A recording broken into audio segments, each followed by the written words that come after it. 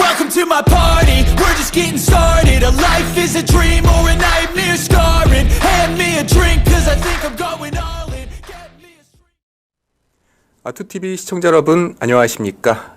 매주 월요일 오후 8시 송교의 젊은 시각 방송 시작하도록 하겠습니다. 오늘은 참 어떻게 보면 역사적인 날입니다. 특히 윤석열 대통령께서 아주 선거 이후 큰 결단과 함께 이재명 민주당 대표와의 양자 회담을 벌였고요. 오늘 오후 4시 14분 종료했습니다. 무려 어떻게 보면 예정보다 훨씬 더 길어진 130분을 진행하면서 참 많은 대화가 오갔고, 그런데 참 저희와의 예상과 다르게 정말 윤석열 대통령은 어떻게 보면은 정말 한치 양보도 없는 정말 단호한 결기 있는 이러한 모습을 보여줬습니다. 그러다 보니까 지금 민주당에서는요, 이번 회담이 끝나자마자 답답했다, 불만스럽다, 이런 이제 부정적인 평가가 나오고 있는 반면, 지금 이제 대통령실과 국민의힘 측에서는 상당히 만족스러운 이러한 회담 결과로 지금 평가를 하고 있습니다. 그러니까 참 저희 시청자분들과 우리 국민들의 이런 걱정과는 다르게 윤석열 대통령은 그 본인의 스타일대로 어떻게 보면 이 정면 돌파를 해왔고, 특히 이러한 내용에 대해서요, 저희는 이제 언론을 통해서 어떻게 보면 좀 이제 제3자 입장에서 봤다면 조금 더 내부에서 역할을 해온, 윤석열 대통령 가장 잘 알고 최측근에서 함께 일을 해온 김기흥 전 대통령실 부대변인을 모시고 잠시 후 과연 오늘 어떤 일이 벌어졌고, 과연 우리가 어떠한 성과와 손해, 이익을 얻게 되었는지 같이 한번 살펴보도록 하겠습니다. 다시 한번 저희 매주 월요일 오후 8시 송교의 젊은 시각 많이 응원해 주시고요. 영상 보시면서 괜찮다 생각이 드신다면 구독과 좋아요 한 번씩 부탁드리겠습니다. 그러면 오늘 아시아투데이 1면 보도록 시작하도록 하겠습니다. 오늘 아시아투데이에서 강조하는 내용은 바로 지금 계속해서 논란이 지속되고 있는 의대 증언과 관련된 내용입니다. 히포크라테스는 죽었다라는 헤드라인과 함께 현재 의협에서 증언 백지화 없이 더 이상 정부와 일절 협상이 없다. 이러한 지금 주장과 함께 주 1회 휴진과 더불어 진료, 수술을 더 줄이고 있는 상황입니다. 이에 따라 현재 국민들의 여론에서는 생명을 두고 도를 넘었다. 이러한 사실상 내부의 이런 민심이 들끓고 있습니다. 환자들의 고통은 아랑곳하지 않고 국민과 법 위에 군림하려는 의사들의 뿌리 깊은 특권 의식이 정부의 의료개혁에 제동을 걸고 있습니다. 의과대학 교수들은 의료개혁을 속도감 있게 추진하는 정부 방침에 대해서 의대 증언 백지화 없이는 어떠한 협상도 나서지 않겠다면서 주 1회 휴진을 선언했습니다. 이에 대해서 환자의 건강과 생명을 첫째로 생각하는 이런 히포크라테스 선언을 망각한 것이며 직무유기이자 불법 행위라는 비판이 나오고 있습니다.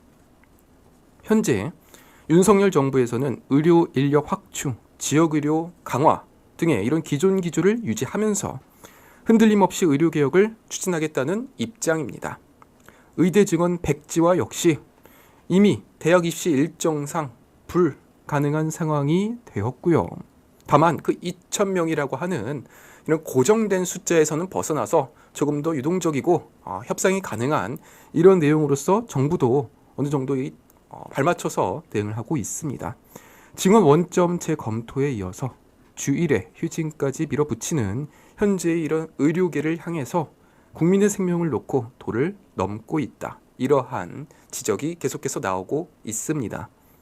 환자의 생명을 볼모로 삼은 데다가 대화의 테이블을 어렵게 마련한 이러한 정부의 제안마저도 지금 어떻게 보면 이런 의료계에서 일절 무시하는 것은 직무유기가 아니냐라는 비판이 제기되고 있는 것이죠. 현재 이 김성주 한국암환자권익협의회 대표는요, 의사들의 직무유기에 대해서 환자들은 분노하고 있다고 비판을 했습니다. 전공의들에게 돌아오라는 말은 하지 않고 고통받고 있는 환자들에게는 왜 참아달라고 하느냐, 의대 교수들의 진정성이 느껴지지 않는다라고 성토했습니다. 오늘 윤석열 대통령과 이재명 민주당 대표의 이런 양자 회담을 통해서 이번 의대 증원과 관련하여 어떻게 보면 공통적인 합의점을 찾았고 같은 방향으로서 바라본다는 것을 이번에 이제 이런 양자 회담을 통해서 목소리를 맞춘 만큼 어떻게 보면 윤석열표 의대 증원과 관련하여 계속되는 이러한 이제 대통령의 의료 개혁은 지속적으로 추진될 것으로 보여집니다. 가장 중요한 것은 이러한 갈등으로 인해서 환자들이 더 이상 피해받고 고통받지 않도록 하는 그러한 어떻게 보면 양측의 이러한 참 정말로 멋있는 존중받는 존경받는 그러한 모습을 보여줬으면 좋겠습니다. 오늘 아시아투데이 1면 보도와 함께 오늘의 사설을 한번 살펴보도록 하겠습니다. 오늘은요 고성구 칼럼으로 한번 살펴보도록 하겠습니다. 민주당 3건 분립까지 부정하는가? 라는 제목입니다. 총선 압승 후 이재명 민주당 대표의 제일성은 늘 낮고 겸손한 자세로 주권자들의 목소리에 귀를 기울이기였다. 이렇게 말을 했습니다. 그리고 나서 2주 뒤에 민주당은 이재명 대표의 다짐이 무색하게 독선과 오만의 정치로 정치판을 또다시 정쟁의 늪으로 몰아가고 있습니다. 대통령과 제1야당 대표의 회동이 추진되던 그 와중에도 협치를 정면 부정하는 이러한 발언들이 국회의장 후보들, 대표적으로 추미애 의원과 더불어서 원내대표 후보들 입에서 거침없이 터져나오고 있습니다. 정부와 국회가 정면 충돌할 때조차도 대화와 타협의 정치를 열어가야 할 입법부 수장과 원내대표가 되겠다는 사람들의 이러한 언행은 향후 한국 정치가 지금껏 보지 못한 격렬한 정쟁으로 점철될 것임을 예고했습니다. 현재 민주당에서는 최상병 특검법, 제2양곡법 개정안 발의, 민주유공자법 본회의 직회부를 강행하고 있고 심지어 일각에서는 상임위, 위원장 독식까지도 주장이 나오고 있습니다. 그러니까 겉으로는 늘 낮고 겸손한 자세로 하겠다, 임하겠다, 대화와 타협을 하자. 반면 다른 한편에서는 이러한 오만과 독선을 벌이고 있는 것이죠. 선거 후 10일 만에 이러한 민주당의 오만과 독선은 곧바로 국민들의 심판을 받고 있고 지난 22일 발표한 여론조사에 따르면요. 국민의힘이 민주당의 지지율을 다시 한번 역전하는 이러한 지지율을 기록했습니다.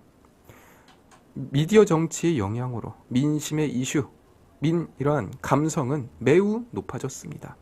하지만 정치권의 이러한 사고방식과 언동은 민심의 이런 민감성, 미디어 정치의 속도를 전혀 따라가지 못하고 있습니다. 결국 어떻게 보면 승자의 저주라고 할 수 있는 이런 총선 압승의 기쁨은 단 열흘 만에 끝났고 오히려 민주당은 독선과 오만의 정치를 계속하고 있는 것이죠. 한편 윤석열 대통령과 당정은 총선 참패 후 당, 정, 대 전면 개편과 함께 전면 쇄신을 향해 발걸음을 재촉하고 있습니다. 이 시작은 어떻게 보면 윤석열 대통령으로부터 시작이 되었었죠. 소통과 협치고 곧바로 비서실장, 정무수석의 교체와 함께 이재명 당대표에 대한 영수회담을 먼저 제의를 하고 그리고 오늘 정말 역사적인 이러한 이제 영수회담이 벌어지면서 이제는 오히려 국민의힘과 대통령이 협치를 제안하고 나서고 있고 반대로 민주당에서는 이런 오만과 독선으로 일절 국민들과의 이런 소통을 무시하고 한쪽의 이런 강성 지지층만의 입장을 내세우다가 결국에는 총선 끝난 지 일주일 만에 국민들의 심판을 받고 있는 이러한 상황이 벌어졌습니다. 협치는 선의에 의해서가 아니라 삼권 분립과 견제와 균형의 제도적 장치들을 통해서 구현하고 그렇게 해야 효과적이고 지속 가능합니다. 탄핵, 처분적 법률이라는 이러한 발언들이 나올 때마다 삼권분리 원리의 사실상의 부정이 발생하는 것이죠. 그것은 곧바로 대의제 민주주의의 부정으로 이어질 것입니다. 45%의 민심, 108석에 실린 또 다른 민심을 부정하게 될 것입니다. 참으로 이번 총선에 우리는 아직까지도 패배 의식에 젖어들 수도 있지만 우리는 다시 한번 생각해 보면 지난 21대 총선에서 그러면 그 당시에 민주당이 180석을 가져갔음에도 불구하고 불과 2년, 3년 만에 우리는 다시 한번 정권 교체를 5년 만에 가져온 그런 경험이 있습니다. 이번에도요, 저희 아시아투데이와 그리고 저희 시청자분들이 함께 힘을 모아 주신다면 어떻게 보면 민주당은 승자의 저주에 빠져서 그 강성 지지층에서 헤어나오지 못하고 반대로 우리는 새로운 이런 대화 타협 그리고 이런 혁신의 목소리를 통해서 더 나은 이런 방향으로 이어질 수 있다고 생각을 합니다. 그러면요, 오늘 준비한 이 아시아투데이 일면 보도와 사설은 여기까지 준비를 했습니다. 그러면 이제 오늘 가장 이제 중요한 내용인 윤석열 대통령과 이재명 당 대표의 양자 회담에 대해서 어떻게 한번 이런 내부의 이런 관점에서 한번 살펴볼 수 있는지 김기흥 전 대통령실 부대변인 모시고 한번 살펴보도록 하겠습니다. 안녕하십니까? 안녕하세요. 예, 참 이번에 정말로 큰 역할을 해주셨고요. 그리고 정말로 깜짝 놀랄 만한 이런 성과를 또 거둬 주셨습니다. 좀 이번에 소감을 한번 여쭤봐도 되겠습니까? 저 총선 말씀하시는 예. 건가요? 예. 총선에 도전을 했고요. 네. 경선 거쳐서 이제 본선까지 했는데, 수치상으로 볼 때는 2등이고, 뭐 3%포인트 격차로 졌지만, 네. 선거 끝나고 나서 많은 분들이, 고생했다, 열심히 했다. 네. 그리고 뭐, 같이, 했던 기간이 좋았다. 격려를 많이 해주셔가지고요. 사실, 사람인지라 마음이 조금 안 좋았죠. 솔직하게 예. 보면 뭐 좀 악몽 같기도 하고 예. 꿈이었으면 좋겠다는 생각이 들지만 하루하루 지나면서 뭐 좀 괜찮아졌고 특히 제가 이제 낙선 인사를 하면서 네. 많은 분들이 제가 새벽에 나가서 낙선 인사를 했거든요. 예. 6시부터 시작해서 9시까지 3시간씩 했는데 그때 마침 또 비가 왔어요. 비가 왔는데 제가 일부러 맞습니다. 그런 소위 말한 설정이 아닌데 비가 오는 과정에 또 그러다 보니까 많은 분들이 같이 아파해 주시고 또 힘써 주시고 그리고 예전에는 선거 기간에는 네. 그 창문이 쫙 내려가면서 뭐 화이팅 막 이렇게 예. 큰 소리로 외치시는데 이번 같은 경우는 이렇게 같이 손을 같이 이렇게 주먹으로 해주시고 조용히 또 해주시고 그래서 이게 참 모르겠습니다. 뭐 기분이 안 좋은 건 사실이지만 또 그분들을 만나서 얘기하면 힘을 얻고 그런 예. 것 같습니다. 근데 지금 저희 지지하는 분들의 좀 하는 게 뭐냐면 저 또한 그렇고 좀 허한 것 같아요. 맞습니다. 허하고 예. 약간 어떻게 보면 절망적이기도 하고 약간 화도 나고 여러 가지 네, 정말 여러 가지 복잡한, 감정이 복잡- 같이 나요. 감정이기 때문에 네. 저희가 소위 말해서 이제 정치를 하는 분들 네. 자신감 갖고 또 절실하게 해야 되지 않을까 싶습니다. 네. 참, 저와 여기 계신 이 시청자분들도 정말로 이게 그 허하면서도 분노도 일어났던 이런 감정이 일어났는데 하물며 그 선거의 그 한 현장에서, 최전선 현장에서 뛰었던 이런 후보님들은 정말 우리가 뭐 상상할 수 없는 그런 이상의 감정일 것 같습니다. 그렇지만 참 오늘 이렇게 와주셔가지고 또 이렇게 목소리도 내주시고 진심으로 참 감사드립니다. 제가 기회를 주셔서 영광이고요. 그러면 네. 혹시 뭐 이번이 끝이 아니라 또 네. 계속해서 도전을 하실 생각도 있으신지? 그럼요. 도전을 해야 되고요. 네. 어떻게 보면 앞서 말씀드린 것처럼 수치는 2등이고 네. 격차는 3%포인트 한 3천여 표 차이가 났지만 네. 사람들의 마음을 얻었고 같이 한 부분이 있기 때문에 소위 말해서 이제 국회의원이 된다, 배지를 단다 그게 목표가 아니라 네. 4년 동안의 기간을 같이 많은 분들과 함께 하다 보면 네. 그 과정에서 의미를 찾다 보면 그 결과는 좀 자연스럽게 오지 않을까 싶고 예. 또 선거가 끝나고 나서 많은 분들이 뭐 대통령 때문이다, 뭐 한동훈 때문이다, 네. 뭐 그런 얘기를 많이 하시는데 저는 진짜 실제로 뛰어보면 그런 상황을 느끼는 분도 있겠지만 저는 온전하게 제 탓이라고 생각합니다. 뭐냐면 왜 그러냐? 저는 나름 열심히 했지만 네. 경선이나 본선 과정에서 하나의 마음으로 모으지 못한 부분이 있거든요. 치열하게 경쟁을 하다 보니까 그거는 후보 탓입니다. 그러니까 이게 뭐냐면 어떤 상황에 대해서 객관적으로 상황을 보고 그래야지만 다음에 변화를 할 수 있지 않습니까? 그래서 좀 더 큰 틀에서 사고를 했으면 좋겠고 네. 뭐 영수회담도 보면서 제가 좀 말씀을 드리겠지만 그리고 또 우리 앵커 진행자께서도 승자의 저주라고 말씀을 하시지 않았습니까? 보면 이번 총선 민심을 어떻게 보느냐에 따라서 행동이 나오는 거잖아요. 그럼요. 예. 민주당 같은 경우는 청구서 받으러 온 격이잖아요. 네. 뭐 하나부터 열까지 그냥 쏟아내고 네. 이거에 대해서 대통령의 입장에 대해서는 또 일방적으로 해석까지 하고 네. 뭐 답답했다고 그러고 네. 뭐 그러면서도 소통의 첫 장은 뭐 열었다 평가를 하고 예. 야, 좀 그렇더라고요. 답답한 건 저도 답답한데 좀 그런 상황이더라고요. 예, 그래서 이번- 제일 중요한 거는 네. 민심이란 거는 저희도 회초리를 맞았습니다. 하지만 예. 저쪽이 잘해서가 아니라 저희가 부족한 것도 있죠. 하지만 네. 저쪽에 일방적으로 손을 들어준 건 아니다. 네. 그 부분을 이쪽이 4년 전에도 분명히 4년 전에 못했기 때문에 정권 교체가 됐거든요. 예, 그럼요. 근데 4년 만에 또 이렇게 됐잖아요. 근데 네. 그분들이 제가 볼 때는 정신 못 차릴 것 같아요. 왜냐? 정권은 내줬지만 네. 소위 말해서 그렇게 강하게 하고 감성적으로 사람들을 그렇게 선동시켰던 사람들, 네. 우리가 볼 때 강성이라고 하는 사람들 예. 다 살아남지 않았습니다. 네. 그렇다면 주변 사람들이 뭐겠어요? 아, 합리가 아니라 네. 협치가 아니라 양보가 아니라 일방적으로 공격하고 일방적으로 좀 힘으로 그렇게 했을 때 저 사람도 공천받고 네, 또 그렇죠. 국회의원이 되네?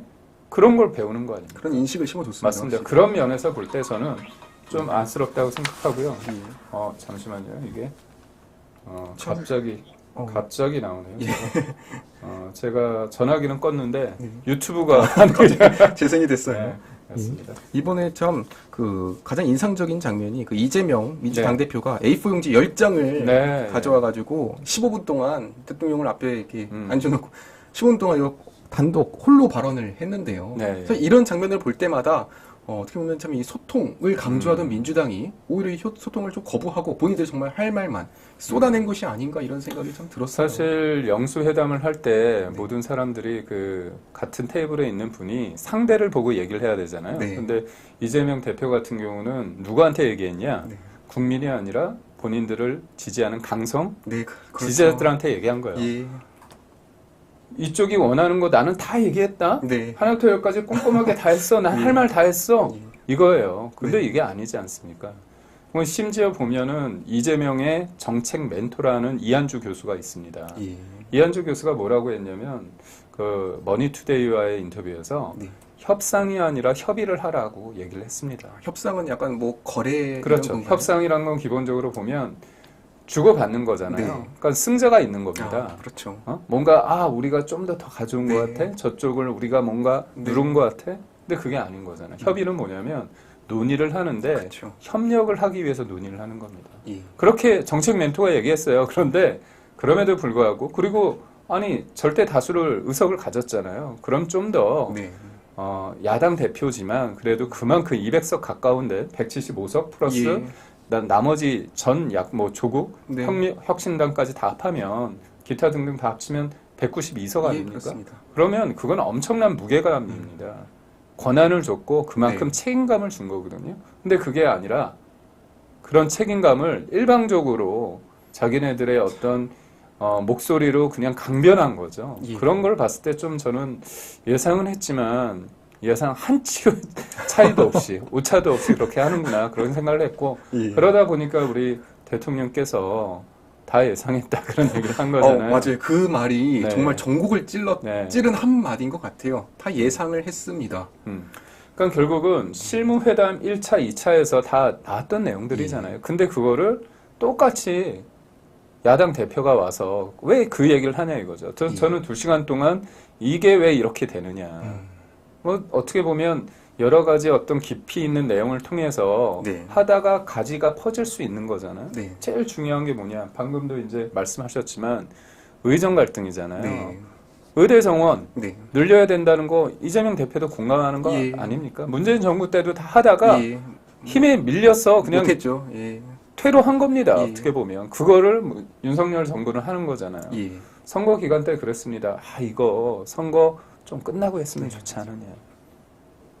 그런 생각을 하죠. 네. 저도 또 했죠. 네. 하지만 생각해보면 냉정히 생각해보면 유불리가 있으면 개혁은 못합니다. 유불리를 따지면 개혁을 못합니다. 사실 또 선거 끝났으면 또 못했을 거예요. 또 그럼요. 결과에 따라서. 맞습니다. 그러니까 결국은 어떻게 보면 개혁이라 하면 지금 유한한 정권을 위해서 하는 게 아니지 않습니까? 예. 지속 가능한 대한민국을 위해서 대통령이 결단을 한 거예요. 물론 그 과정에 있어서의 부족한 점은 예. 뭐 비판을 받아야 된다고 보고 부족하면 쳐야 된다고 합니다. 하지만 네. 이거에 대해서 그 이재명 대표는 안 도와주잖아요. 예. 그래서 오늘은 뭐 그런 공감대를 뭐 가졌다 그 정도로 된 거죠. 그래도 그나마 성과입니다. 왜냐하면 이재명 대표 입장에서는 이번에 그거를 조금 이미지를 좀 바꾸려고 노력한 감이 있어요. 그게 뭐냐면 야당 대표로서의 선명성 그런 거는 뭐 이전부터 다 알잖아요. 너무나 알죠. 너무나 잘 예. 알잖아. 싸움닭이잖아. 네. 싸움닭. 그런데 이제 자기도 대통령의 꿈이잖아요. 그렇습니다. 중도의 목소리, 중도의 지지를 얻어야 된단 말이죠. 그렇다면 본인의 생각을 조금 뭐 표현이 그렇지만 감춰야 돼요. 그리고 좀 더 유하고 맞습니다. 중도적이고 그렇게 바꿔야 됩니다. 그러니까 지금 가장 중요한 게 뭐겠습니까? 사람의 목숨이잖아요. 예. 국민의 생명과 안전을 하는 거. 네. 대통령으로서의 가장 큰 책무고 야당 대표도 마찬가지입니다. 네. 그렇기 때문에 이거는 제가 예측을 했어요. 의대성원 문제 부분에 대해서는 원론적인 수준이라도 예. 공감대가 형성될 것이다. 했는데 이 부분에 대해서는 어느 정도의 어떤 방향성이 나왔잖아요. 네. 그러니까 이런 부분에 있어서는 어떻게 보면 다양스럽다. 네. 하지만 이해는 가지만 좀 얄밉다. 그런 생각을 해봅니다. 예, 근데 참 그 의대 증후 관련해서는 이제 한 목소리 나왔지만 나머지에 대해서는 윤석열 대통령이 제 생각보다 더 좀 단호하게 좀 이제 입장을 이제 표명을 하실 것 같아요. 지금 이제 하나씩 뭐 네, 속보로 네. 나오고 있는데 네. 일단 민주당에서 요구한 것이 일단 기본적으로 최상병 특검법 그리고 전국민 25만 원 그리고 뭐 이태원 특별법 그 김건희 여사 관련된 뭐 가족 문제 해결 뭐 이런 여러 가지 요구에 대해서 윤석열 대통령이 사실상은 하나씩 이유를 들어서 이런 좀 단호하게 이제 사실상의 거부를 한 것이 아니냐 이렇게 평가가 나오고 있는데요. 사실 저희 그 부대변인께서는 윤석열 대통령을 이제 어떻게 보면 참 오랜 기간 동안 옆에서 이게 좀 함께 일을 하고 좀 접해본 분으로서 윤석열 대통령 이러한 좀 단호한 모습이 좀 예상이 좀 가셨는지요? 사실 25만 원 민생 회복 지원금 관련해서는 예측이 같습니다. 어떻게 보면 뭐 다시 선거 얘기를 한다면 네. 25만 원 얘기가 들었을 때 주변에서 그랬습니다. 아니 국민의힘 받고 더블로 가라. 네, 해라. 50만 원은 해라. 그런 얘기를 하잖아요. 예. 그때 제가 우스갯소리로 뭐라고 말씀드렸냐면 예. 뭐 정권이 우린 유한하지만 대한민국은 영 계속하니까 그럴 수는 없다. 네. 사실 코로나 전국 때 네. 돈 받았잖아요, 우리. 예. 저도 그때 받았습니다. 25만 원 받았고요. 저희 집 100만 원 줬어요. 예, 4인 가족 하면 100만 원이었던 예. 것 같아요. 제가 받아서 TV 바꿨습니다. 예. 좋습니다. 네. 근데 부채 늘었잖아요. 그렇죠. 문재인 정부 때 600조에서 400조가 늘었습니다. 네. 그래서 1000조가 넘어요. 그리고 올해 제가 알기로는 국채, 네. 원금을 상환하는 게 아니라 국채 이자가 29조 원. 이자만요? 29조 원. 그리고 그게 우리 한 해 예산의 4.4%. 4년 동안에 100조 원이 이자로 든다고 합니다. 그거 누가 갚아야 돼요? 제가 갚아야 돼요. 맞습니다. 저는 49이야, 48이야. 젊은 분들이 갚아야 아니, 돼. 근데 지금 제가 더 오래 갚아야 될 것 같아요. 그럼요. 더 갚아야 되는 거예요. 예. 그렇습니다. 그게. 결국은 내가 지금 좋으면 내 자식들이, 내 자손들이 힘든 거예요. 예. 그래서 제가 얘기하는 거잖아요. 윤석열 정부에 있어서 지금 사람들이 민심을 호도하는 분들이 있어요. 그리고 민심을 오독하는 경우가 있습니다. 그게 민주당이에요. 지금 국정기조의 전환을 요구하는 게 아니라 네. 잘한 게 있고 못한 게 있어요. 네. 못한 부분은 채워서 하라는 거예요. 그런 부분에 있어서 네. 대통령이 소통을 잘 하고자 한다고 했는데 그게 미흡하다고 하면 예. 더 적극적으로 하라는 거죠. 저는 소통을 하겠다는 거를 대통령은 정치하겠다고 표현한 거죠. 그러니까 저는 그 부분에 있어서 그럼 냉정하게 보면 요번에 총선 민심은 네. 우리가 부족한 거는 매섭게 때린 건 맞아요. 하지만 민주당한테 손을 들어줬다고 보지는 않거든요. 그렇습니다. 예. 네? 그리고 또 하나가 뭐냐면 문재인 정부 시즌2로 돌아가는 게 아닙니다. 우리 5년 전이 아니죠. 문재인 5년 동안 얼마나 힘들었습니까? 마차를 끄는 게 아니라 마차가 말을 끄는 네. 소득주도 성장. 아니, 월급을 올려주면 좋잖아요.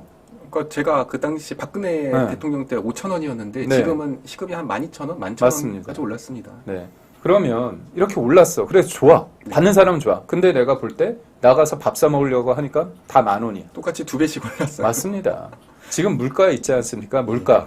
요번 총선 때 되게 물가 때문에 힘들었어요. 어떻게 보면 이런 부분에 있어서는 운이 좀 나쁜 면도 있습니다. 네. 대외 변수가 많잖아요. 네. 우크라이나, 러시아의 우크라이나 침공 사태 계속 지속되고 있고 또 이스라엘하고 이란 간의 전쟁도 있고 네. 유가 뛰잖아요. 네. 물가 다 전이되지 않습니까? 그리고 이게 단순히 대외 변수뿐만이 아니라 문재인 정부 때 그렇게 확확 올리니까 그게 시차를 두고 나오는 거 아닙니까? 예. 그런 부분에 있어서 우리가 또 적극적으로 얘기를 해야 되는데 그런 부분이 미흡한 부분이 있어요. 네. 물론 물가를 우리가 정부를 운영하는, 그러니까 정부기 때문에 집권 여당이기 때문에 네. 비판받는 거죠. 그런 왜냐하면 책임은 일단 그런 책임을 피하고자 하는 게 아니라 예. 그런 부분이 있는데 그 부분을 딱딱딱딱딱 이렇게 소급해 가 보면 따라가 네. 보면 그 요원이란 게 여기만의 잘못이 아니라 문재인 정부 때 뿌려놓은 씨앗이 있다는 그럼요. 거죠. 예. 그렇다면 그러면 이념으로 치우친 경제 정책을 정상화하고 탈원전 정책을 정상화하고 무엇보다도 포퓰리즘 성격으로 해서 대한민국의 지속 가능함을 위해서 네. 돈을 집행한 게 아니라 예. 어떻게 보면 지지율을 유지하기 위해서 돈을 뿌린 거잖아. 예, 선거 그럼요. 앞두고서. 예. 총선 앞두고서. 그런 거 안 한 거지 않습니까? 우리들 SOC 사업 팍팍 주고 이렇게 돈 필요하다고 탁탁 할 때 그러면 지지율도 오르고요. 선거도 유리합니다. 하지만 그걸 안 하는 거죠. 그러니까 이번에 그 언론에서 나오는 얘기에 따르면은 윤석열 대통령이 다른 건 안 받아도 25만 원 특검법은 받을 수도 있다. 왜냐면 그게 제일 쉬우니까. 그런데 오히려 지금 이번에 이제 보도를 보니까 윤석열 대통령이 25만 원 특검 이걸 전 국민 25만 원이 아니라 더 필요한 것에 이런 선별적인 이런 이제 분배 복지가 더 중요하다. 이렇게 좀 답을 했다고 맞습니다. 하더라고요. 그게 결국은 원칙이 있느냐, 뚝심이 있느냐의 부분인데 25만 원 네. 줄 수도 있어요. 근데 그게 국정 철학과 기조에 벗어나느냐, 네. 그 궤도에서 이탈하느냐의 부분인 것 같습니다. 네. 25만 원이 아니라 금액을 줄이거나 그 지급 대상이 전 국민이 아니라 어려운 사람을 한다면 줄 수 있는 거죠. 그게 보면 큰 정부와 작은 정부, 시장의 영역을 인정하는 거냐, 그리고 예. 또 하나가 뭐냐, 보편 복지냐, 선별 복지냐의 그건 거잖아요. 예. 그럴 때 윤석열 정부는 나름 오른쪽 아닙니까? 네. 후자를 선택한 거잖아요. 네. 그렇다면 그 기조 안에서, 그러니까 이거죠. 내가 디디고 있는 현실 속에서 사람과 협상을 하면서 내가 손을 뻗을 수 있지만 예. 내가 이 자리를 벗어나서 하면 그 다음부터는 헷갈리는 거잖아요. 예. 우리가 저번 대선 때 윤석열 정부를 뽑았던 이유가 윤석열을 대통령으로 만든 이유가 있는 거잖아요. 그런 이유 하에서 판단을 하는 거죠. 그래서 저는 요번 민심이 저희한테 변화를 요구하고 협치를 하라는 거는 맞다. 하지만 국정기조를 다 틀어서 5년 전, 그러니까 2년 전에 문재인 5년 동안으로 돌아가라는 건 절대 그럼요. 아니다. 예. 그런 의미에서 이 민심을 본인들의 어떤 기준으로 호도해서 오독하면 큰 벌을 받는다. 참 오늘 정말 중요한 말씀 많이 해주셨는데요. 그러니까 이제 민주당에서는 이제 그 이재명 대표의 이제 입을 빌리면은 지금 이런 총선의 뭐 민심의 결과를 수용하라. 네. 그러니까 우리가 요구하는 걸 받아줘야 이번 이제 총선의 결과를 뭐 수용하는 것이다. 이렇게 이제 주장을 하고 있는데, 그럼 오히려 이제 저희 이제 부대변인께서는 아니다. 그것을 정말로 그대로 다 받아주는 거는 오히려 국민들에게 특히 지지자, 윤석열 대통령에게 표를 실어준 분들에게는 좀 더 반할 수 있는, 그러면은 이게 국정 기조가 흔들려 버리면은 오히려 그럼 더 큰 좀 방향으로, 잘못된 방향으로 네. 갈 수 있는. 그러니까 결국은 우리 지지자뿐만이 아니라 대통령은 지지자뿐만이 아니라 모든 그렇죠. 국민을 대상으로 하기 때문에 예.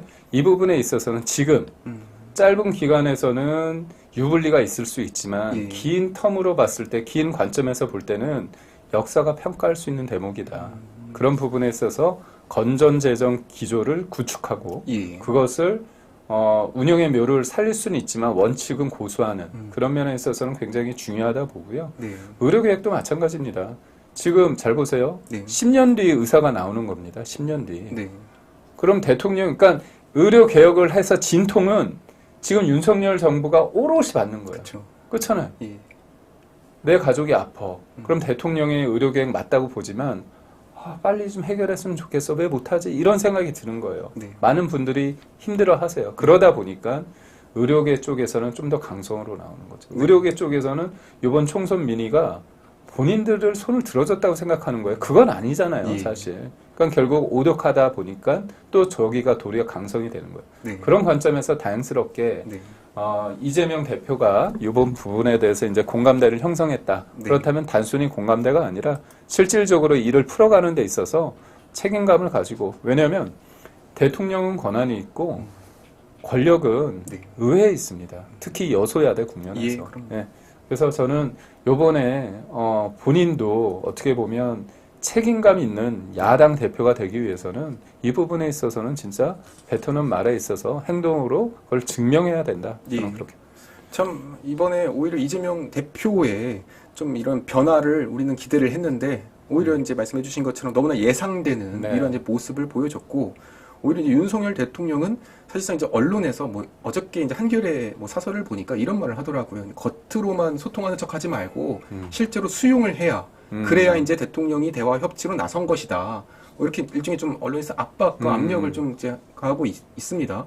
아마 이제 오늘 이 회담을 끝나고 나서 오늘 이제 밤에 이제 이런 수많은 언론에서는 대통령이 사실상 뭐 보여주기식 소통을 했고 사실상 뭐 받아준 게 없다. 뭐 이렇게 또 비판이 나올 것 같은데 그렇다면 이것에 대해서 지금 윤석열 대통령은 이걸 다 받아주는 게 대화 타협에 나서는 겁니까? 아니면 뭐 설득을 해서 아니, 나서야 그러니까 되는 제가 얘기했듯이 밀린 청구서를 받아서 영수증을 떼주는 게 아니잖아요. 네. 그렇죠? 우리의 입장이 있는 겁니다. 그런데 지금 제가 말씀드렸잖아요. 저희가 다 잘했다는 게 아니에요. 저희 부족함이 있습니다. 그 부분에 대해서 지적을 받고 비판을 예. 받는 대목이지만 그래도 우리가 해왔던 것 중에서 지켜야 될 게 있고요. 계속 가져야 될 게 있어요. 다만 그 방향성에 대해서 설득을 더하고 네. 때로는 우리가 미처 생각하지 못한 제3의 방법에 대해서 얘기할 수 있는 거죠. 예를 들면 그렇습니다. 영수회담에 굉장히 바람직한 아주 좋은 사례로 드는 게 2000년도에 있어서의 김대중 대통령과 이회창 총리 간의 영수회담이에요. 그때도 의료개혁이죠. 예. 의약분업입니다. 예. 의약분업. 우리가 지금 약국에 가면 네. 그냥 약을 못 사잖아요. 네. 처방전 받아서 사잖아요. 그때 나왔던 구호가 진료는 의사에게, 약은 약사에게. 지금은 당연한 얘기인데 예. 그땐 그렇지 않았다는 거죠. 의약분업. 약사가 약을 이렇게 해주는 겁니다. 그때 의약분업에 있어서 김대중 대통령 같은 경우, 당시 대통령 같은 경우는 의사 쪽 얘기를 많이 들었어요. 그러다 보니까 약사들 얘기를 많이 들었어요. 그러다 예. 보니까 의사들이 반발이 셌습니다. 그래서 그때 새누리당인가요? 저도 막 헷갈려요. 새누리당 아닌 것 같기도 하고. 한나라당이나 한나라당 이랬지 않을까 한나라당입니다. 싶습니다. 예. 한나라당 대표였던 총재였던 유해창 총재는 의사 얘기를 들은 거예요. 예. 그래서 그때 묘수가 뭐였냐면 약사가 약을 만드는데 함부로 마음대로 못하게 해서 이미 조제 네. 이미 조제를 못하도록 그렇게 한 거예요. 약사법을 개정하는데 그걸 누가 아이디어를 냈느냐? 이회창 총재가 낸 겁니다. 그러니까 양 집단에 있어서 이 서로 대치 국면에 있을 때 그렇다면 이쪽의 마음을 좀 입장을 좀 대변할 예. 수 있는 방법이 뭘까를 네. 야당 총재가 제시한 거예요. 야당 대표가. 그러니까 저는 그렇다는 거죠. 어떻게 보면 많이 만나야 됩니다. 오늘 요번에 만나고 끝이 아니라 예. 만나서 뭔가 생산적인 얘기를 해보고 다양한 의견을 하면서 맞댈 때 네. 그게 나오는 거예요. 근데 자기 입장 다 하고 뭐 소위 말해서 대통령이 지금 이재명 대표의 그 얘기 처음 들었겠습니까? 우리가 거부권 행사, 정확한 표현으로 제2요구권을 행사할 때는 네. 거기에 대한 과정의 문제점, 법의 문제점을 다 보고 나서 하는 네. 거예요. 아니 그쪽도 어떻게 보면 여야가 합의해서 낸 아니면 우리가 예. 거부 못하죠. 근데 일방적으로 직회부 해가지고 온 안들이 많은 거예요. 예. 여당이 배제된 상태에서 온 안이지 않습니까? 그렇다면 과정도 문제가 있고 내용을 들여다보면 과도하게 어떻게 보면 국가 재정을 축내는 국가 재정을 세금으로 하는 부분을 또 계속 할 수밖에 없는 재원이 많이 소요되는 문제가 있는 거고 예. 돈으로만 해결하면 안 되지 않습니까? 양국법도 보면 네. 좋죠. 농민들 열심히 일해서 쌀을 댔는데 쌀값이 폭락하면 그거 정부에서 해주면 좋죠. 네. 누구 돈으로 하는데요? 이게 또 이재명 제도인데. 돈이 아니잖아요. 맞습니다. 네. 저보다 저희 우리 청년들의 돈이네요. 진흥접 앵커님의 돈입니다. 그렇다면 근데 사람들은 몰라. 내가 호주머니에서 줄수 세는지 몰라. 그 얘기를 하는 거예요. 그렇다면 그런 분들은 쌀을 계속 하고 싶겠죠. 왜냐 보존을 해주니까.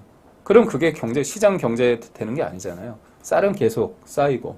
그렇다면 그거를 쌀이 아니라 콩이든 다른 작물로 할 수 있게끔 하는 부분이 중요한 거잖아요. 예. 결국 밑 빠진 쌀독, 독 그런 셈이지 않습니까? 그런 게 너무 많아요. 그러니까 저는 가장 쉽게 하는 게 뭐냐면 돈 가지고 해결되는 거다. 네, 맞습니다. 가장 쉬운 게 뭐냐? 또 남의 돈 가지고 하는 거다.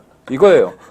이재명 대표의 돈이면 이렇게 안 할 거 아닙니까? 그렇죠. 그러니까 결국 그렇습니다. 그리고 그 돈이란 게 남들이 볼 때는 농민들 좀 어려운 것 같은데 이런 사람 어려운 것 같은데 이거 어려운 것 같은 데가 아니라 어렵다고 한다면 그분들을 소위 말해서 그 논리에서 맴돌게 있는 게 아니라 과감하게 그거를 포기하고 다른 걸 할 수 있게끔 하는 게 중요한 겁니다.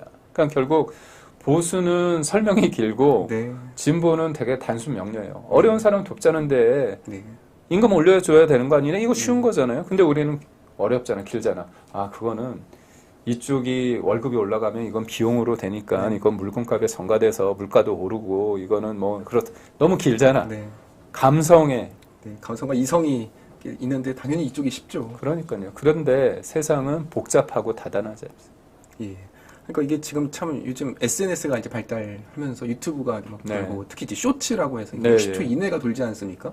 그러니까 지금 이제 대다수의 국민들 특히 이제 유튜브 시청자분들도 이런 1시간짜리 이런 라이브 방송보다 정말 10초, 20초짜리 넘길 수 있는 이런 이제 쇼츠에 더 이제 많은 관심을 갖고 있고 그러다 보니까 이게 지금 긴 설명이 아니라 예를 들어서 한쪽에서는 농민들한테 돈을 보상을 해주자. 정말 듣기 좋은 얘기가 있고 한편에서는 그렇게 해서 이 들어가는 이 돈이 그러면 또 곡물 가격에 따라서 그러니까 설명이 너무 길어지는 거예요. 그러니까 우리는 참 어떻게 보면은 이 우파 진영은 좀 시작부터 좀 불리한 싸움을 좀 하고 있음에도 불구하고 네. 그럼에도 불구하고 이 우파가 없이 모든 세상이 좌파로 가득했더라면 또 이건 또 지속될 수 없는. 그러니까 그래서 저희가 이제 선거 끝나고 여러 얘기를 하면서 네. 자주 섞인 말을 누군가 하더라고. 나라 걱정 보수만 하냐. 나라 걱정해서 뭐 하냐. 선거 이기고 봐야 되는 거 아니냐. 그런 얘기를 하더라고요. 근데 참 그 얘기 들을 때 한편으로 귀가 솔깃하지만 그거는 아니지 않습니까? 결국. 그렇죠? 네. 그런 부분에 있어서 저 보수의 가치라는 거, 그다음에 윤석열 대통령이 왜 개혁의 그 쓴맛은 정권 내내 하고 단맛은 후세가 느릴 텐데 그게 10년이 될지 20년이 될지 아무도 모르거든요. 네. 참 저도 가끔씩 저도 비슷한 표현을 씁니다. 이럴 거면 그냥 좌파 유튜브 했으면 그럼 얼마나 편했을까. 그러니까 무조건 우리 이재명 대표님 힘내세요. 이것만 외치고 그리고 전 국민한테 돈 퍼주자. 그럼 더 이상 설명이 필요 없는 거예요. 무조건 돈 주겠다는 이런 내용만 하면 되니까. 그러면 이제 지지자분들은 열광을 할 뿐이고. 그렇지만 이제 참 저는 계속해서 25만 원을 정부에 뿌리면 안 된다는 이런 논리적인 이유를 설명을 하다 보면은 또 몇몇 분들은 여기에 또 반감을 가질 수도 있고 아니 돈 주면 좋은 거 아니냐. 참 이런 참 기울어진 운동장. 특히 이제 언론 환경도 그렇고요. 그러니까 25만 원이라는 게 금액도 13조 원이란 큰 금액이지만 25만 원 줬어요. 네. 항상 그렇습니다. 지금이 가장 어려워요. 네. 내년 되면 또 어려워요. 네, 그럴 것 같습니다. 그러면 그때부터 25만 원씩 안 하겠습니까? 그러면 그때는 또 50만 원 얘기가 나오겠죠. 그럼요. 맞아요. 그래서 저처럼 이제 국민의힘 중에서 어떤 분은 그냥 받고 더블로 가자. 그런 얘기 할 수 있습니다. 그 말 한마디가 어떻게 보면 13조 원, 26조 원짜리네요. 이게 지금 이제 민주당에서는 정말 턱턱 쉽게 정말 나올 수 있는 그런 얘기지만 어떻게 보면은 참 윤석열 대통령 입장에서는 다른 건 양보해도 이거는 양보 못하겠다? 오히려 그러니까 좀 반대로 본 것 같아요. 맞습니다. 저는 건전재정 기조를 구축하고 그 기조를 유지하는 부분은 되게 중요하다고 보고요. 네. 그거는 표현이 좀 그렇지만 정권은 유한하지만 대한민국이 영원할 것이다. 영원해야 된다는 그런 인식하에서 되는 거고요. 네. 쉽습니다. 본인 지금 힘들어요. 네. 윤석열 대통령 지금 좀 어떻게 보면 시원하게 25만 원씩 주면 좋은 거잖아요. 예. 그러니까 그렇습니다. 결국은 쓴 약, 지금 유불리를 떠나서 원칙적인 기조를 유지한다는 게 참 어렵다. 네. 예. 저는 개혁은 그러니까 윤석열 대통령한테 우리가 기대하는 건 뭐냐면 이런 상황에서 원칙을 가지고 뚝심 있게 하고 무엇보다도 미래를 준비하는 개혁을 해내라는 겁니다. 예. 해내는 리더십. 네. 그거를 윤석열한테 기대하는 겁니다. 대통령. 맞습니다. 참 저는 윤석열 대통령이라는 분은 정말 제 예측과 항상 이렇게 좀 빗나가는 분 같아요. 특히 언론에서 어떻게 보면 한쪽 방향으로 이렇게 좀 대통령에게 좀 이렇게 압력을 넣었던 내용 중에 하나가 결국 윤석열 대통령이 이번 회담을 통해서 뭐 대화만 하고 어떤 것도 받아들이지 않으면 이제 불통 대통령이다 이런 이제 프레임을 이제 깔아놨는데 지금 대통령은 그 프레임으로 뛰어들었어요. 사실상의 이런 대부분의 이런 민주당의 요구 사항에 대해서 하나하나씩 이유를 들어서 이제 반대 입장을 표명을 했습니다. 이제 오늘 나온 얘기 중에 지금 조금 전 속보에서는 이태원 특별법에 대해서 독소 조항을 언급하면서 이것을 우리가 받을 경우 이러한 문제점이 있다. 그래서 이제 일종의 거부를 표명을 했고 또한 이제 최상병 이 특검법 수용 그리고 이제 가족 의혹을 정리해달라 이런 얘기에 대해서도 사실상 지금까지는 이제 이런 반대의 입장을 표명을 했다고 하는데요. 참 이런 윤석열 대통령 입장에서는 어느 정도 이런 받아줄 수 있는 뭐 이러한 좀 모습을 보여주지 않을까 싶었는데 생각보다 조금 더 단호하게 나왔습니다. 그러니까 결국은 저는 오늘이 대통령과 야당 대표와의 만남이지 않습니까? 네. 근데 법 관련해서 부분 25만 원은 어떻게 보면 네. 예산, 좀 예산을 경제 쪽이지. 편성권이기 때문에 네. 그 부분에 있어서는 또 추경을 해야 되는 부분이기 때문에 대통령이 말할 수 있는 얘기예요. 네. 근데 그럼에도 불구하고 원칙적인 입장을 견지했고 예. 지금 말씀하신 앵커께서 말씀하신 그런 내용은 엄밀히 보면 대통령이 얘기할 수 있는 게 아니라 여야가 국회 내에서 해결할 수 있는 부분입니다. 근데 그런 부분이기 때문에 어떻게 보면 지금 대통령이 그거에 대해서 이거는 예스고 이건 안 된다고 일일이 이렇게 디테일하게 하나하나 대답을 한다는 것 자체가 어떻게 보면 좀 어불성설이고요. 여당 대표가 있는 상황에서 같이 얘기할 수는 있겠죠. 그러니까 지금 이재명 대표 입장에서는 즉각적으로 이게 답이 나왔으면 좋겠는데, 그러니까 이게 답이 나오면은 거기서 윤석열 대통령이 예스와 노를 하더라도 이게 오히려 좀 문제가 될 수 그러니까 있겠네요. 어떻게 물론 이제 꼭 그런 건 아니지만 여당 대표가 할 수 있는 게 있잖아요. 국회 내에서. 이거잖아요. 지금 민주당에서는 뭐 여당이 뭐 네. 거수기 노릇만 하고 있다는데 네. 대통령한테 가서 대통령이 얘기하면 그거 다 되는 거예요. 이렇게 얘기하면 웃기잖아요, 또. 또 그렇지. 국회 내에서 해결할 부분이 예. 있는데도 불구하고. 그래서 대통령이 어떤 사안에 대해서는 입장이 있고 그게 결국은 논란이 되는 네. 법안들이 했을 때 대통령이 제2요구권을 행사를 했다. 그렇다면 대통령이 오늘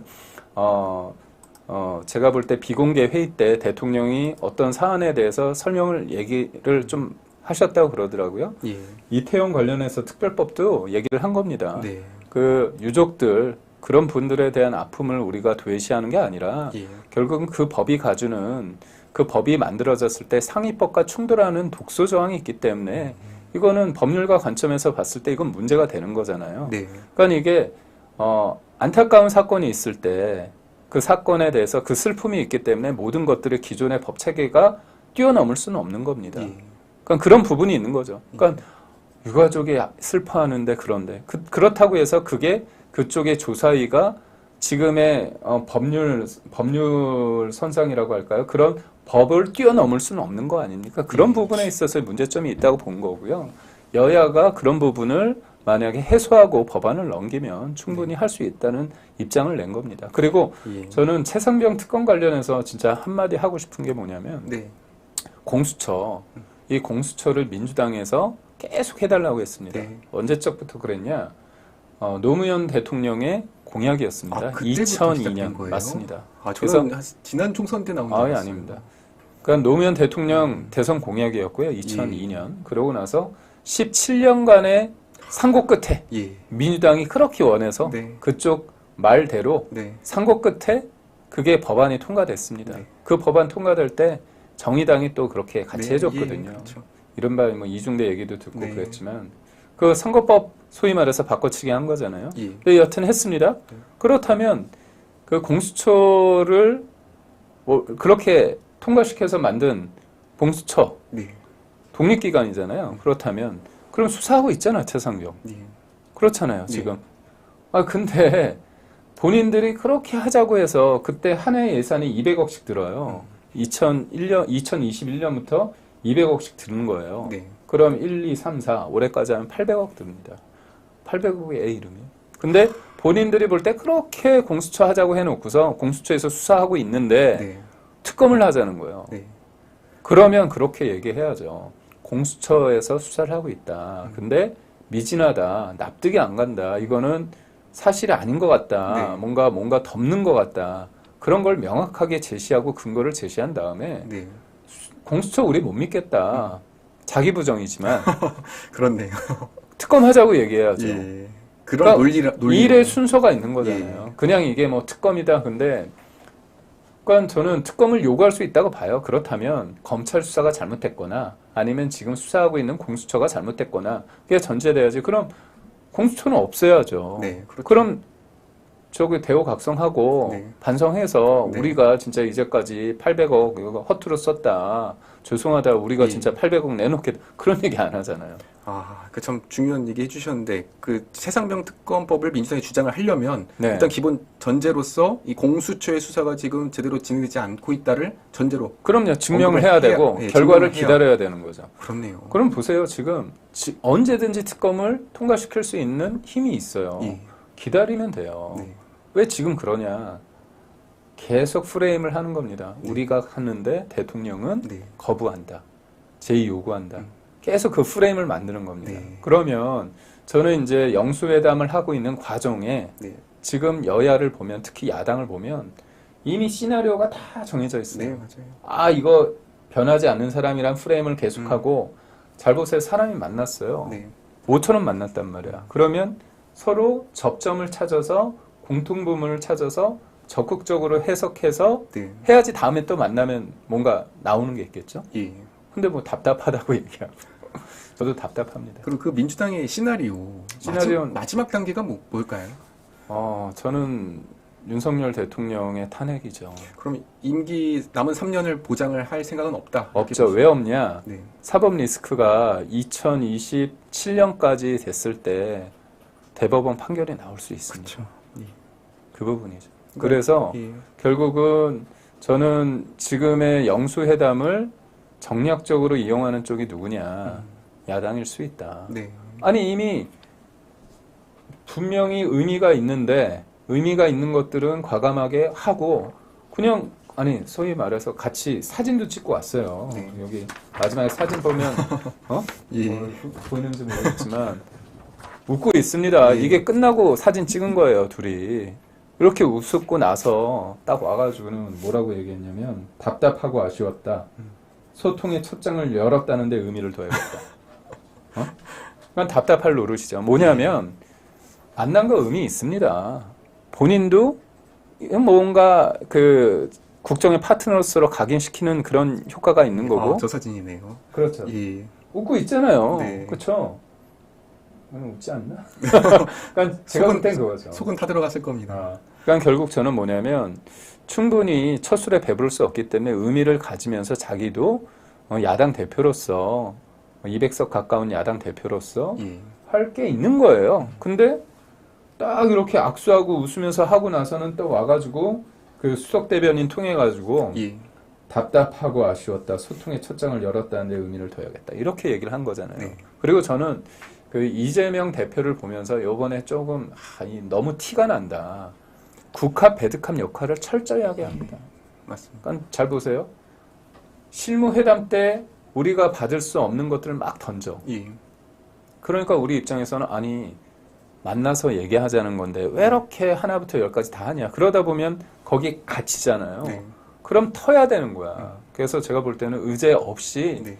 처음 만남이 있다면 하는 거고 다음에 만날 때는 뭐 예를 들면 경제 분야든 아니면 뭐 개혁 과제든 네. 이렇게 나눠서 할 수도 있는 그럼 거예요. 예. 근데 계속 언론 플레이를 하면서 그러다가 갑자기 회의 때 자기가 딱 접어서 하는 그 며칠 전에 갑자기 그랬죠. 접어서 그러니까 저는 그게 뭐냐면 이재명 대표는 통큰 결단 뭐가 통큰 결단이야.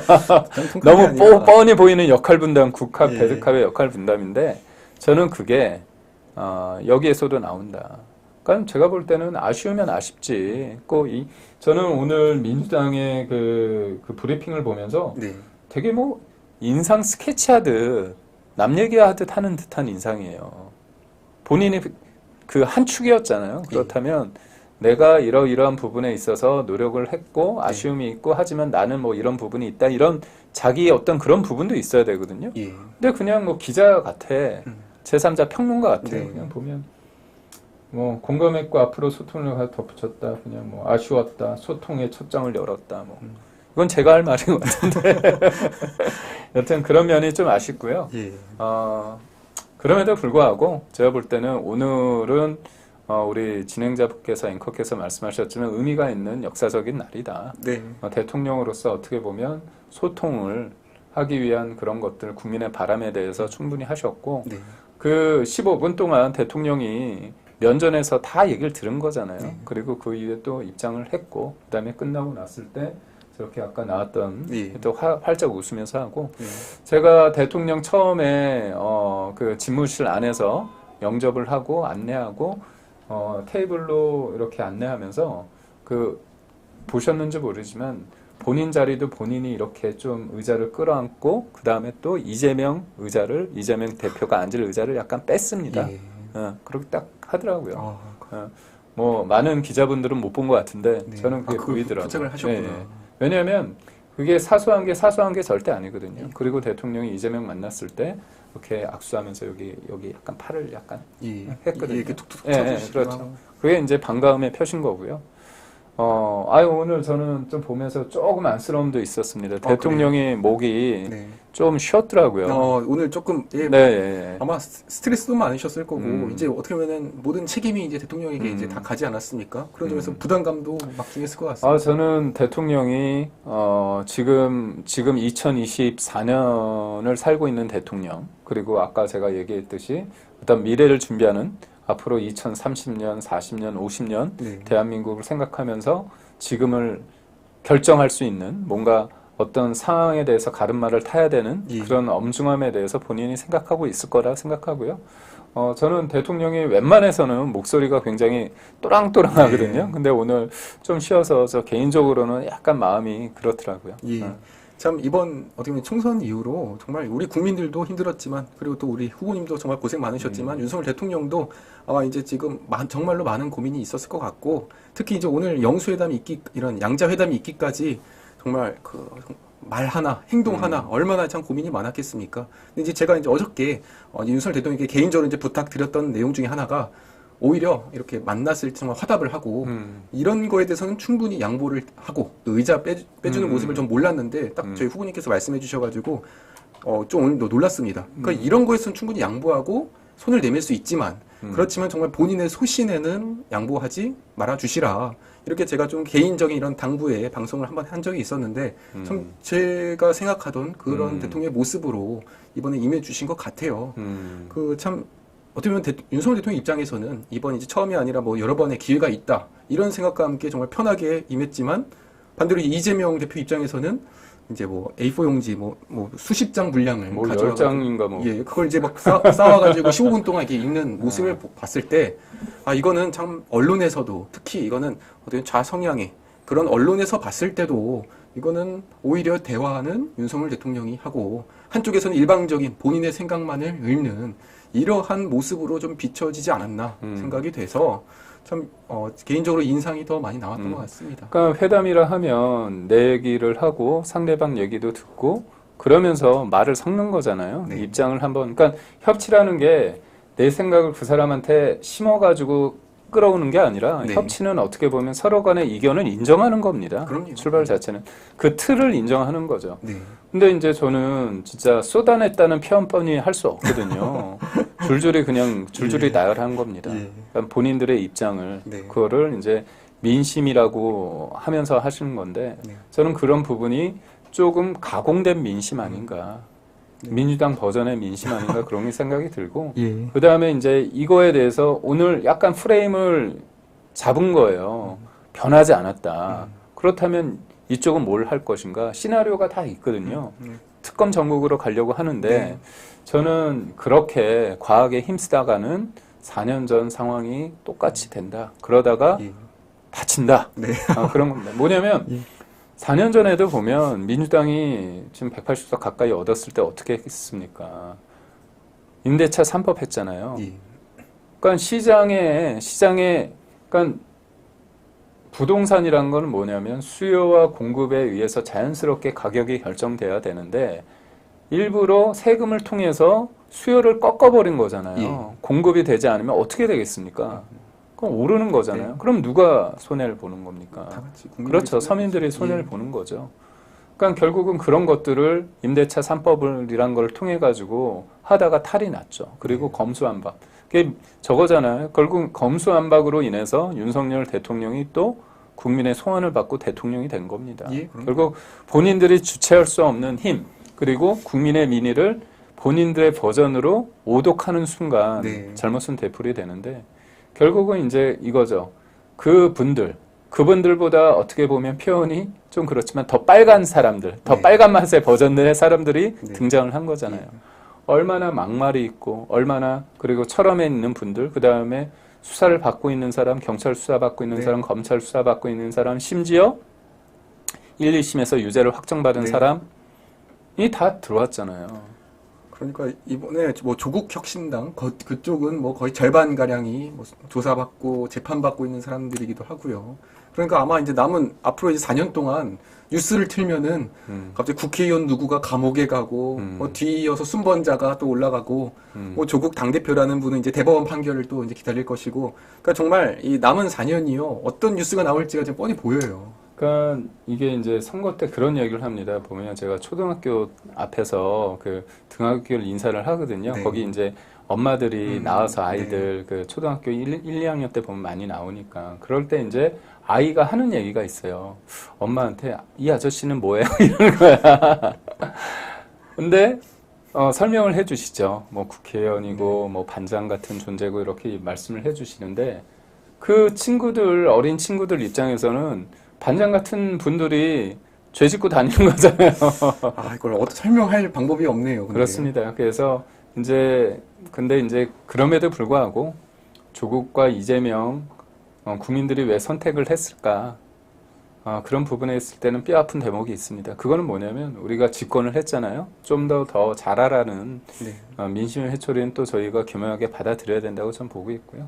그런 의미에서 저는 대통령도 변화가 있고 네. 변하지만 지켜야 될 것은 지키고 있다. 그럼? 그런 부분이 되게 중요하다. 예.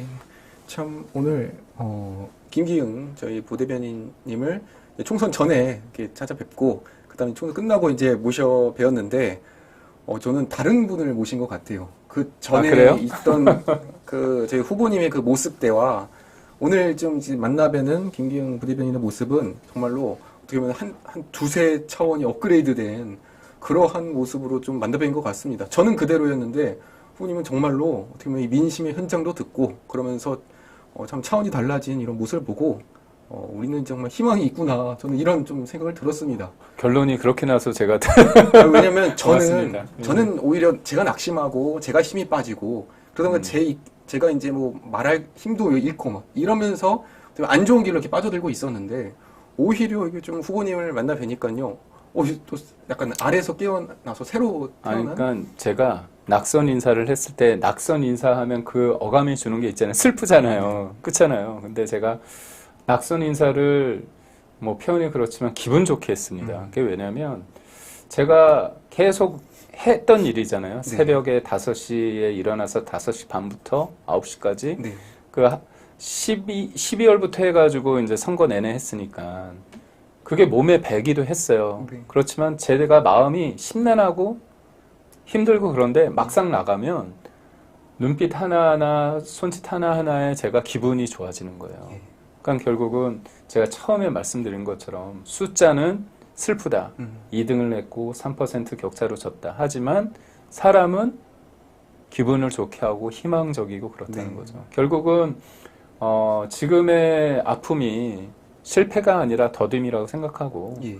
지금 국민의힘과 그다음에 윤석열 정부에 있어서 이번에 민심의 회초리는 달게 받고 다만 여기에서 머무는 게 아니라 변화를 해서 쇄신을 해서 좀 더 우리가 책임감 있게 우리가 집권 여당으로서 해야 될 것과 미래 세대를 위해서 우리가 지켜야 될 것이 뭔지를 구별해 가면서 그리고 또 때로는 또 표현되는 것도 우리가 책임이 있는 거거든요. 네. 그러니까 정치라는 건 실체가 중요합니다. 하지만 또 표현되어지는 거, 상대가 어떻게 인식하느냐도 중요하기 때문에 그런 국민이 어떻게 바라보고 있는지 부분에 대해서도 좀 더 신경을 써야 된다. 그렇게. 예.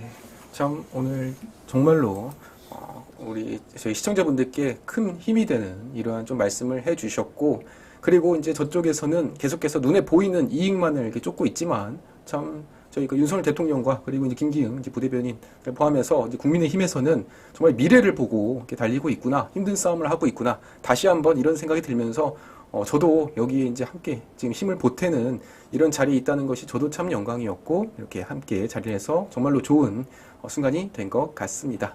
저희 시청자분들께요, 그러면 이제 시간이 이제 다 됐습니다. 좀 마무리 인사 부탁드립니다. 사실 정치라는 게 무엇보다 제일 중요한 게 미래를 준비하는 것이라고 생각을 합니다. 그래서 여러 가지 뭐 언론 환경도 어렵고 그렇지만 이렇게 또 우리 크리에이터님과 함께, 근데 제가 대선 때부터 같이 했기 때문에 뭐 눈빛 하나만 해도 제가 해도 아시잖아요. 선거 기간 동안에 많은 힘을 주셨습니다. 그래서 결과는 아쉬움이 남지만 이 아쉬움이 아쉬움으로 끝나지 않도록 4년 동안 부족한 거 잘 채워가지고 국회의원이 된다고 했을 때 그냥 그 권력, 그 자리가 중요한 게 아니라 지금의 과정에서 곧바로 됐을 때 느끼지 못했던 그런 여러 감정과 그런 과정에 있어서의 어떤 소중함을 잘 풀 수 있도록, 그리고 책임감 있는 정치를 윤석열 정부와 함께 할 수 있도록 노력하겠습니다. 참 감사합니다. 이번 선거 때는요, 제가 젊은 친구 3명을, 3명을 데리고 갔는데, 4년 뒤에는 제가 3명이 아니라 30명을 데리고 더 많이 힘 보태러 가도록 하겠습니다. 오늘 아시아투데이 방송은 여기까지 마치도록 하겠습니다. 우리 김기흥 부대변인님 고생 많으셨습니다. 수고하셨습니다. 네, 고생 많으셨습니다. 선거 때 이게 벌어지면서 깜짝 놀라셨죠? 전 하트를 또 해주셔가지고 네, 심쿵할 뻔했습니다. 예, 그럼 마치도록 하겠습니다. 감사합니다. 고맙습니다. 네. Welcome to my party, we're just getting started. A life is a dream or a nightmare scarring. Hand me a drink cause I think I'm going on.